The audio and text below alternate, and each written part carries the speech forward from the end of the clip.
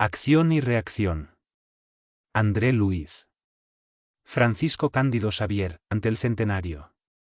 El día 18 de abril de 1957, la codificación kardeciana, bajo la égida del Cristo de Dios, celebrará su primer centenario de valiosos servicios a la humanidad terrestre. Un siglo de trabajo, renovación y luz. Para contribuir a los homenajes que se rendirán al memorable acontecimiento, André Luiz dictó las páginas de este libro. Al hacerlo, nuestro amigo abrió un poco el telón de los planos inferiores en los que se proyecta la conciencia culpable, más allá del cuerpo físico, para resaltar la importancia de la existencia física como un verdadero favor de la divina misericordia, con el fin de que nos adaptemos al mecanismo de su necesaria justicia.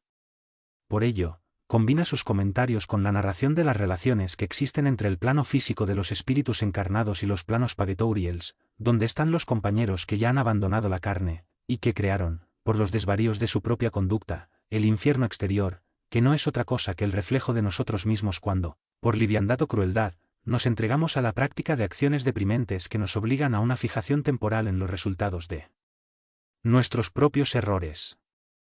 Von Liszt, eminente jurisconsulto, dice que el Estado, en su expresión de organismo superior, exceptuando, como es natural, los grupos criminales que a veces le arrastran transitoriamente a funestos abusos del poder, no prescinde de la penalidad, para mantener el orden jurídico.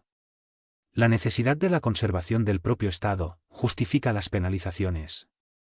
Con esa conclusión, se desvanecen, casi totalmente, las antiguas controversias sobre las teorías del derecho penal, ya que, en todos los sistemas políticos, la tendencia a castigar es congénita en el hombre, para mantener en lo posible, el orden en la sociedad.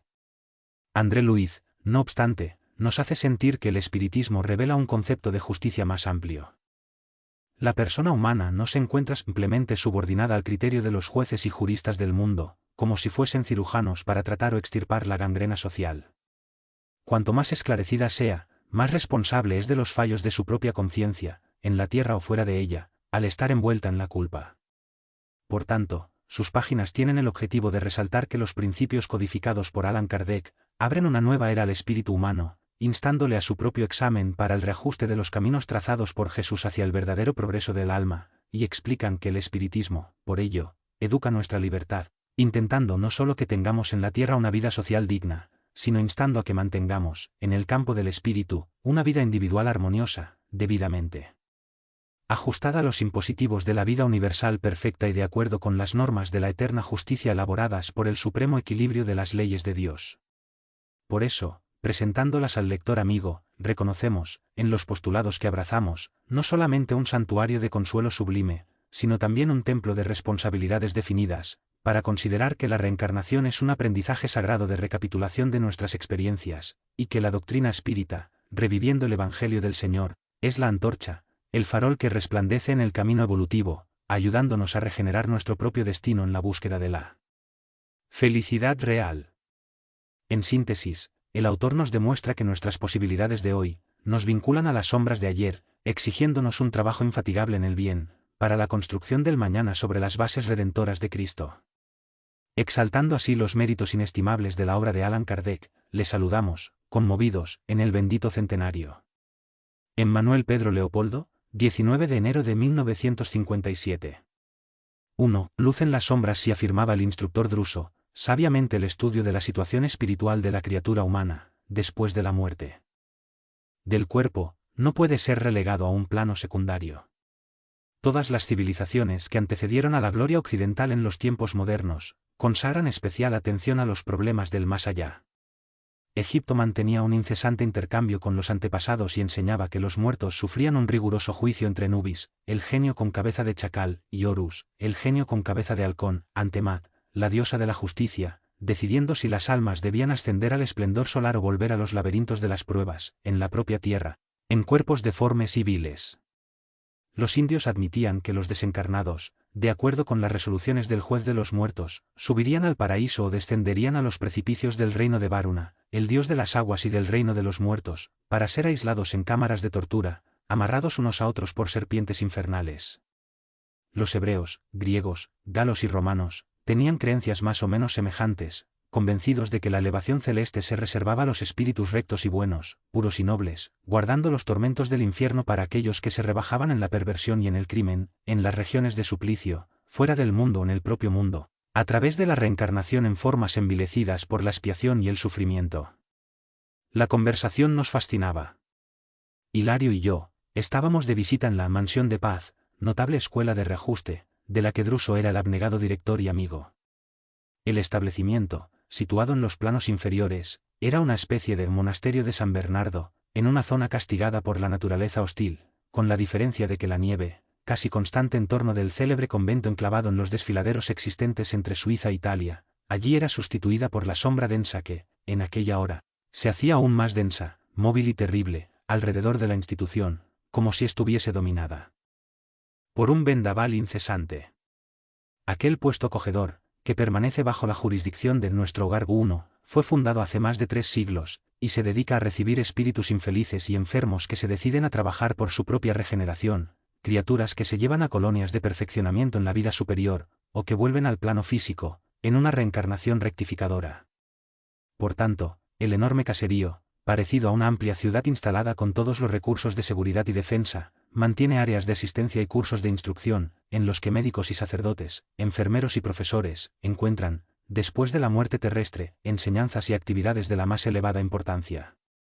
Queríamos efectuar algunas observaciones referentes a las leyes de causa y efecto el karma de los hindúes, y convenientemente recomendados por el Ministerio de Auxilio, estábamos allí, encantados con la palabra del orientador, que prosiguió con la mayor atención, después de una larga pausa. Es necesario tener en cuenta que la Tierra se contempla desde los más variados puntos de vista. Para el astrónomo, es un planeta que gravita en torno del Sol; para el guerrero, es un campo de lucha en el que la geografía se modifica a punta de bayoneta; para el sociólogo, es un amplio espacio en el que se acomodan diversas razas. Pero, para nosotros, es un valioso lugar de servicio espiritual, como un filtro en el que el alma se purifica poco a poco en el curso de los milenios, adquiriendo cualidades divinas para la ascensión a la gloria celeste. Por eso, hay que mantener la luz del amor y del conocimiento, en el seno de las tinieblas, igual que es necesario mantener el medicamento en el foco de la enfermedad. Mientras oíamos, observábamos, allá afuera, a través de la transparencia de una amplia ventana, la convulsión de la naturaleza. Un vendaval ululante, trayendo consigo una sustancia oscura, parecida a un lodo aéreo, se arremolinaba con violencia, en un torbellino extraño, en forma de tinieblas que se despeñaban como una cascada. Y, entre el cuerpo monstruoso de aquel torbellino terrible, surgían gritos de horror, vociferando maldiciones y gemidos. Aparecían de refilón, unidos unos a otros, gran cantidad de criaturas agarradas entre sí ante el peligro, con el ansia instintiva de dominar y sobrevivir. Druso, como nosotros, contempló el triste cuadro con una visible piedad reflejada en su semblante. Nos miró en silencio, como si quisiera llamarnos a la reflexión. Parecía expresar cuánto le dolía en su alma el trabajo en aquel paraje de sufrimiento, cuando Hilario le preguntó, ¿por qué no se abren las puertas a los que gritan allí afuera? ¿No es este un puesto de salvación? Sí, respondió el instructor sensibilizado, pero la salvación solamente es importante para aquellos que desean salvarse. Y después de un pequeño intervalo, continuó, en este plano, más allá de la tumba, la sorpresa más dolorosa para mí fue esa, el encuentro con fieras humanas que habitaban en cuerpos carnales como personas comunes. Si las acogemos aquí sin la necesaria preparación, nos atacarían de inmediato, arrasando este instituto de asistencia pacífica. Y no podemos olvidar que el orden es la base de la caridad. A pesar de su explicación firme y serena, Druso se concentraba en la visión exterior, dominado por la compasión que se reflejaba en su rostro. Pasados unos instantes, prosiguió, hay una gran tempestad magnética, y los caminantes de los planos inferiores están siendo arrebatados por el huracán, como hojas secas por un vendaval. ¿Y tienen conciencia de eso?, preguntó Hilario con perplejidad. Muy pocos. Las personas que se encuentran así después del sepulcro, son aquellas que no se han acogido en la vida física al refugio moral de algún principio noble. Traen su interior inmerso en un torbellino tenebroso, parecido a la tormenta externa, por los pensamientos desorganizados y crueles de que se alimentan. Odian y aniquilan, muerden y hieren. Si los alojamos en los puestos de socorro aquí establecidos, sería como introducir tigres hambrientos entre fieles que oran en un templo. ¿Pero, se conservan siempre en ese terrible desajuste?, insistió mi compañero, fuertemente impresionado. El orientador intentó sonreír y contestó, no, eso no. Esa fase de inconsciencia y desvarío pasa tan bien como pasa la tempestad, aunque la crisis perdure, a veces por muchos años. Debido al temporal de las pruebas que le imponen dolor desde el exterior al interior, el alma se reforma, poco a poco, serenándose hasta abrazar, por fin, las responsabilidades que creó para sí misma. Quiere decir, entonces dije a mi vez que no basta el peregrinaje del espíritu después de la muerte, por los lugares de tinieblas y de padecimientos, para resarcir las deudas de la conciencia, exactamente aclaró el instructor. La desesperación solo tiene el valor de la demencia a que se lanzan las almas en las explosiones de incontinencia y de rebeldía. No sirve como pago ante los tribunales divinos. No es razonable que el deudor solucione con gritos e improperios los compromisos que contrajo por su propia voluntad. Además, tengamos en cuenta que de los desmanes de orden mental a que nos entregamos desprevenidos, salimos siempre más infelices y endeudados. Pasada la fiebre de locura y de rebelión, el espíritu culpable vuelve al remordimiento y a la penitencia. Se calma, como la tierra que vuelve a la serenidad y a la paciencia, después de haber sido insultada por el terremoto, a pesar de haber sido maltrecha y herida. Entonces, como el suelo que vuelve a ser fértil, se somete de nuevo a la siembra renovadora de sus destinos. Sentimos una gran expectación, cuando Hilario comentó, si las almas encarnadas pudiesen morir en el cuerpo algunos días al año, no mediante el sueño físico en que se rehacen, sino con plena conciencia de la vida que les espera, sí, dijo el orientador, eso modificaría realmente la faz moral del mundo.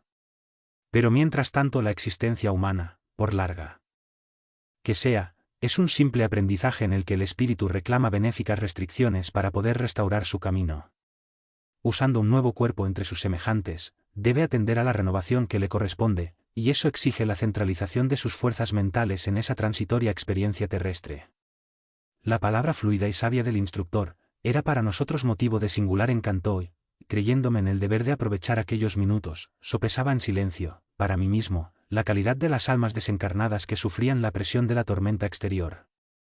Druso percibió mi indagación mental y sonrió, como esperando por mi parte una pregunta clara y positiva. Instado por la fuerza de su mirada, dije respetuosamente, ante este penoso espectáculo al que estamos asistiendo, nos vemos obligados a pensar en la procedencia de los que experimentan su inmersión en ese torbellino de horror, ¿son delincuentes comunes, o criminales acusados de grandes faltas? ¿Habrá entre ellos seres primitivos como nuestros indígenas salvajes, por ejemplo?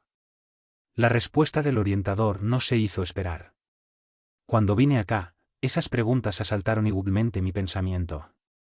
Hace 50 años que estoy en este refugio de socorro, oración y esperanza.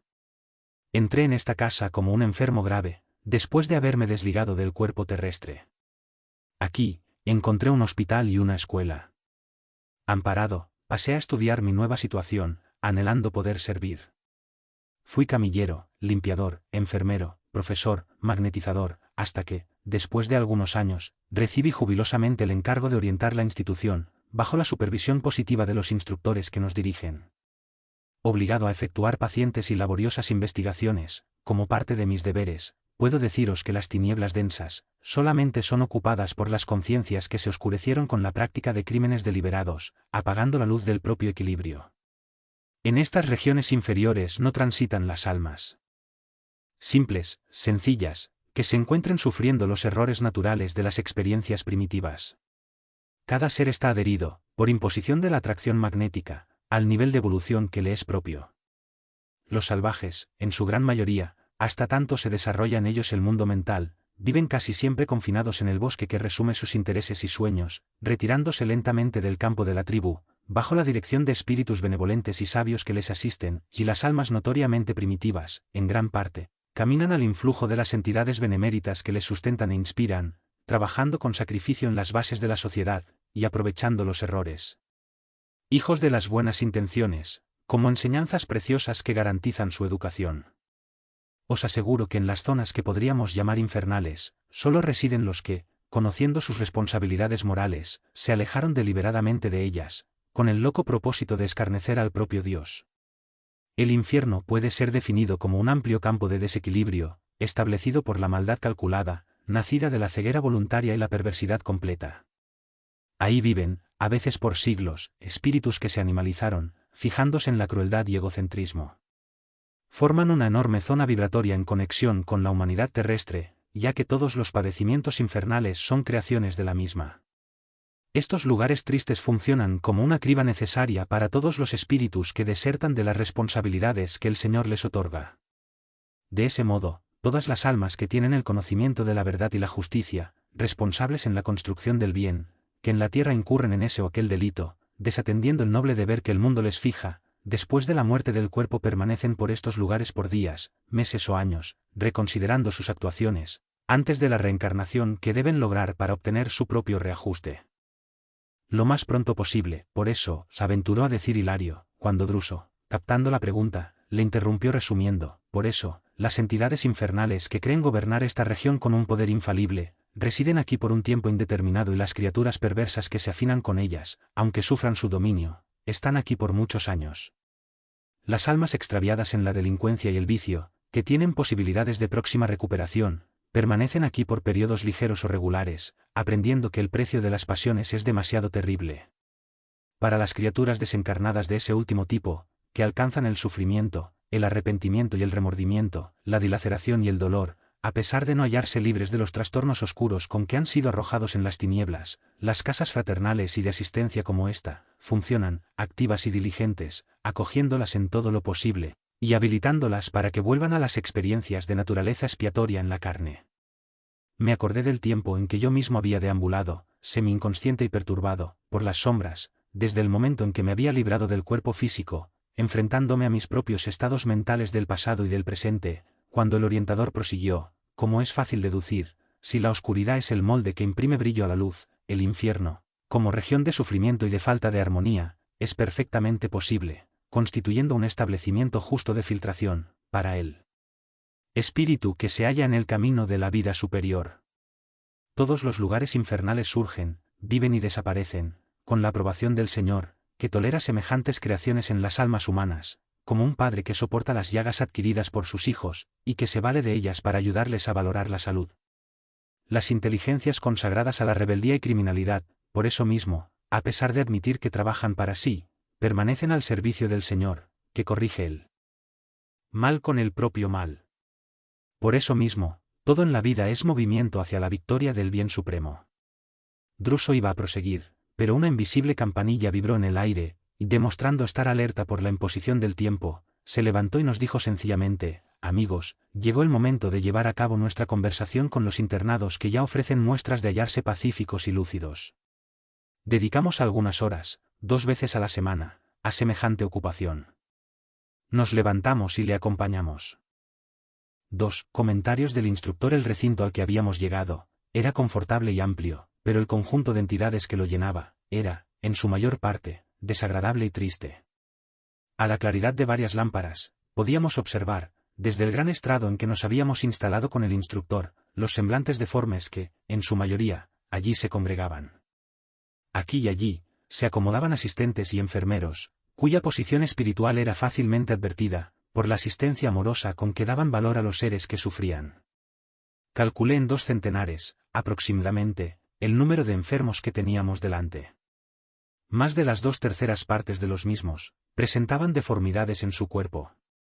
Aquel que haya visitado un sanatorio de enfermedades de la piel, analizando en conjunto los enfermos más graves, podrá imaginar lo que era aquel conjunto de almas silenciosas y difícilmente reconocibles. Notando la tranquilidad que dominaba en el ambiente, pregunté a Druso sobre la tempestad que se desarrollaba afuera, informándome el generoso amigo, que nos hallábamos en un salón interior de la ciudad, expresamente revestido, por su parte externa, de amortiguadores de sonido. Integrando el equipo dirigente, Hilario y yo conocimos a compañeros agradables y distinguidos, entre ellos, los asistentes Silas y Honorio y la hermana Celestina, 3 de los más destacados asesores en la dirección de aquella morada de socorro espiritual. No hablamos más allá de los saludos comunes, porque el orientador, después de indicar a uno de los enfermos que pronunciase la oración inicial, que escuchamos con gran emoción, tomó la palabra y habló con naturalidad, como si estuviera conversando entre amigos, hermanos. Continuemos hoy en nuestros comentarios sobre el buen ánimo. No me creáis separado de vosotros por virtudes que no poseo. La palabra fácil y bien emitida, es, muchas veces, un deber en nuestra boca, obligándonos a la reflexión y a la disciplina. Soy aquí, también, un compañero que espera su regreso a la reencarnación. La prisión redentora de la carne, espera por nuestra vuelta. El propósito de la vida, trabaja en nosotros y con nosotros, a través de todos los medios, para conducirnos a la perfección. Cortando sus impulsos, actuamos en sentido contrario a la ley, creando aflicción y sufrimiento en nosotros mismos. En el plano físico, muchos de nosotros suponíamos que la muerte sería un punto final a nuestros problemas, mientras que otros se creían privilegiados por la infinita bondad, al haber abrazado actitudes superficiales, en los templos religiosos. El viaje a través del sepulcro, no obstante, nos enseñó una lección grande y nueva, que nos hallamos indisolublemente unidos a nuestras propias obras. Nuestros actos tejen alas de liberación o cadenas de cautiverio, para nuestra victoria o para nuestra derrota.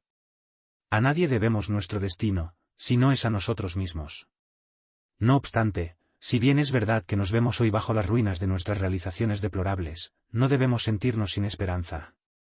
Si la sabiduría de nuestro Padre Celestial no prescinde de la justicia para ponerse de manifiesto, esa misma justicia no se revela sin amor. Si somos víctimas de nosotros mismos, también somos beneficiarios de la tolerancia divina, que nos abre los santuarios de la vida física, para que sepamos expiar y resolver, restaurar y resarcir. En la retaguardia, perdíamos el tiempo introduciendo en nosotros, pensamientos y sentimientos que no deseábamos para nosotros mismos, cuando no establecíamos por la crueldad y por el orgullo, una amplia siembra de odio y de persecución. Con semejantes actitudes, no hicimos otra cosa que levantar en perjuicio nuestro, la falta de armonía y el sufrimiento que cercan nuestra existencia, como inexorables fantasmas. El pasado habla en nosotros con gritos de acreedor exigente, amontonando sobre nuestras cabezas los frutos amargos de las siembras que hicimos. De ahí los desajustes y las enfermedades que asaltan nuestra mente, desarticulando nuestros periespíritus. Creíamos que la transición a través del sepulcro fuese un lavado maravilloso que liberaría nuestro espíritu, pero resucitamos en el cuerpo sutil de ahora, con todos los males que alimentamos en nuestro ser. Nuestras uniones con la retaguardia, por eso, continúan vivas. Lazos de afectividad mal dirigida y cadenas de aversión, nos aprisionan todavía a compañeros encarnados y desencarnados, muchos de ellos sufriendo desequilibrios más graves que los nuestros. Alimentando propósitos de regeneración y mejora, somos hoy criaturas que despiertan entre el infierno y la tierra, que se armonizan tan íntimamente uno con la otra, como nosotros y nuestros hechos. Deseando el sueño de renovación y de paz y aspirando a la inmersión en la vida superior, ¿quién podría adquirir respetabilidad sin ponerse a tono con la ley? Nadie avanza adelante sin pagar las deudas que contrajo. ¿Cómo seguir la ruta de los ángeles, con los pies hundidos en el camino de los hombres que nos acusan de nuestras faltas, obligando nuestra memoria a sumergirse en las sombras?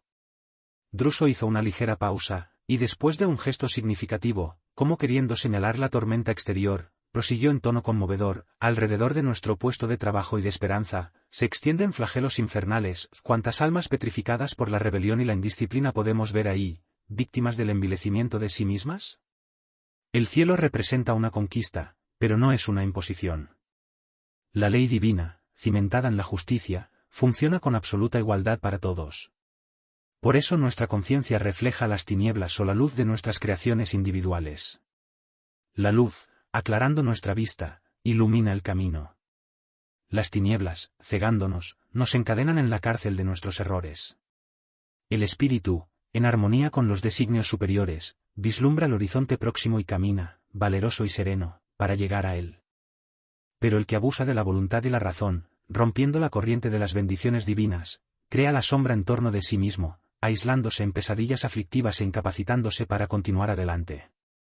Definiendo así nuestra posición, somos almas situadas entre la luz de las sublimes aspiraciones y las nebulosas de las deudas escabrosas, para quienes la reencarnación, como un retorno al aprendizaje, es una concesión de la bondad excelsa, que nos cabe aprovechar para nuestro imprescindible rescate. Realmente, aún sufriremos por mucho tiempo los efectos de las uniones con nuestros cómplices en la intemperancia y el desarreglo, pero, al disponer de nuevas oportunidades de trabajo en el campo físico, es posible rehacer el destino, resolviendo oscuros compromisos y, sobre todo, promoviendo siembras de afecto y dignidad, de esclarecimiento y de ascensión. Ciñéndonos a las leyes que prevalecen en el plano físico, seremos felices al reencontrar viejos enemigos, que al hallarse bajo el velo del olvido temporal, nos facilita una valiosa reaproximación. Dependerá, por tanto, de nosotros mismos, convertirles en amigos y compañeros, ya que, padeciendo su incomprensión y su antipatía con humildad y amor, sublimaremos nuestros sentimientos, plasmando nuevos valores de vida eterna en nuestras almas. Ante la pausa que el instructor dio a sus consideraciones, me volví hacia la asamblea que le escuchaba absorta en elevada meditación. Algunos de los enfermos tenían lágrimas en sus ojos, mientras otros mostraban el semblante estático de aquellos que se conservan entre el consuelo y la esperanza. Druso, que también sentía el efecto que sus palabras causaban en sus oyentes reconfortados, continuó: somos espíritus endeudados, con la obligación de darlo todo en favor de nuestra propia renovación. Comencemos a elaborar ideas redentoras y edificantes desde ahora, favoreciendo la reconstrucción de nuestro futuro. Dispongámonos a disculpar a los que nos ofendieron, con el sincero propósito de rogar el perdón a nuestras víctimas. Cultivando la oración al servicio del prójimo, reconozcamos en la dificultad el genio bueno que nos auxilia, exigiéndonos el mayor esfuerzo. Reuniendo todas las posibilidades a nuestro alcance, extendamos en los campos de las tinieblas y del dolor que nos rodean, el socorro de la oración y la ayuda del brazo fraterno, preparando el regreso al campo de la lucha al plano físico en el que el Señor, por la bendición de un nuevo cuerpo, nos ayudará para que olvidemos el mal y plantemos el bien. Para nosotros, herederos de un largo pasado culpable, el plano físico simboliza la puerta de salida del infierno que hemos creado.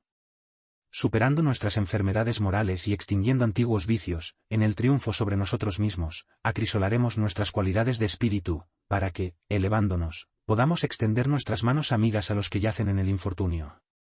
Nosotros, que hemos errado en las sombras y que somos atormentados viajeros del sufrimiento, nosotros, que conocemos el desierto helado y el suplicio del fuego en el alma oprimida, podríamos encontrar mayor felicidad que la de subir algunos escalones hacia el cielo, para descender luego con seguridad a los infiernos, y poder salvar a aquellos que más amamos, que están perdidos hoy, como nosotros ayer, en las furias de la miseria y la muerte. Decenas de circunstantes se miraban entre sí, admirados y felices. En ese momento, el mentor aparecía rodeado de una dulce claridad, que irradiaba de su tórax, con destellos azules y blancos. Miré a mi compañero y, notando que sus ojos estaban nublados por el llanto, traté de sofocar mi propia emoción. El instructor no hablaba como el que expone una teoría. Estampaba en su voz la inflexión de quien trae en sí mismo un dolor inmensamente sufrido, y se dirigía a los humildes compañeros allí congregados, como si todos fuesen hijos queridos de su corazón. Supliquemos al Señor, prosiguió emocionadamente, que nos conceda fuerzas para obtener la victoria.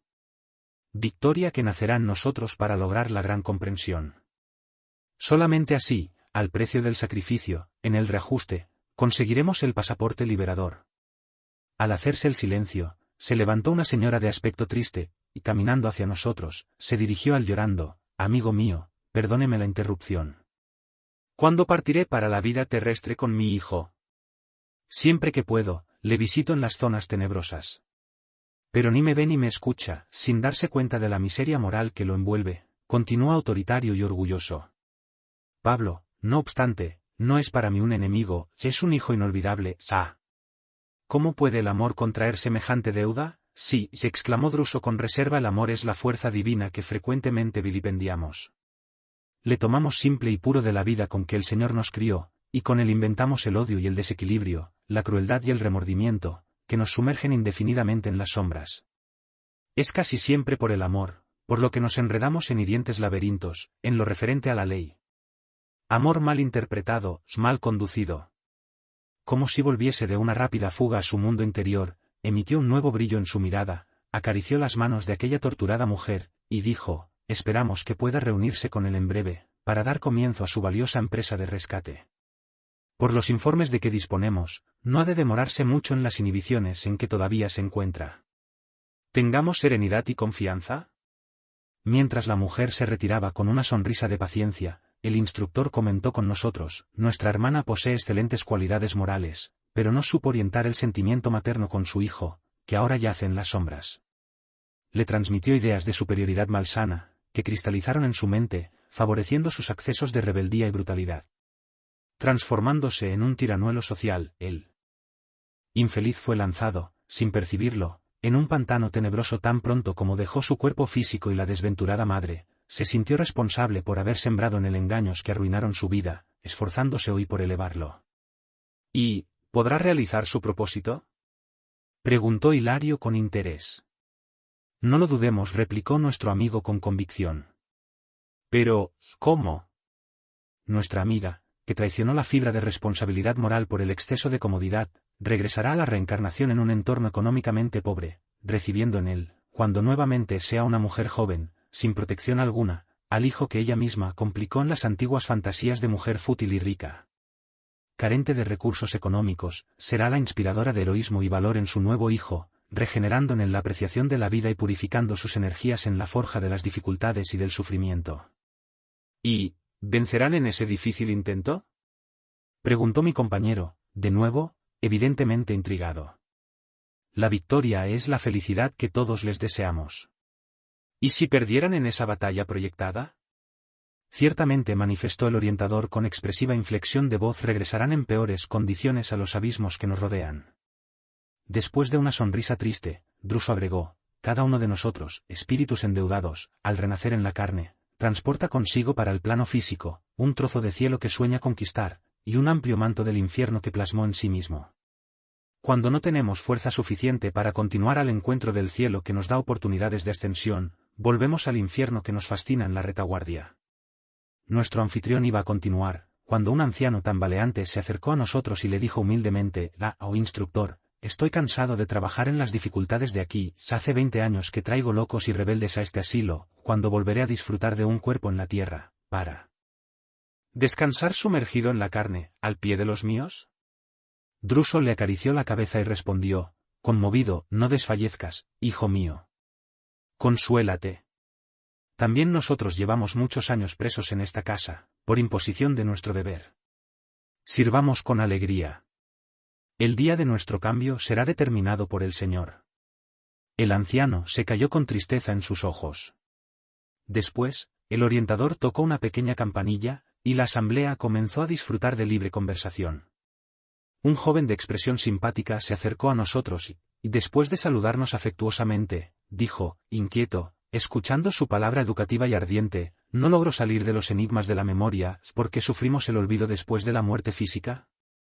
Si tuve otras existencias anteriores, antes de esta última, cuyos errores procuro ahora reparar, ¿por qué razón no me acuerdo de ellas?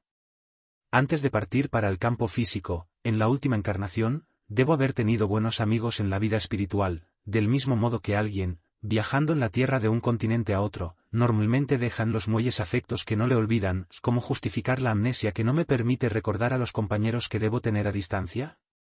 Bien, respondió el interpelado, sabiamente los espíritus que en la vida física atienden sus deberes con exactitud, retornan pacíficamente a los dominios de la memoria, tan pronto como abandonan el cuerpo físico, reentrando en comunión con los lazos nobles y dignos que les esperan en la vida superior, para lograr la continuidad del servicio de perfeccionamiento y de sublimación que les corresponde.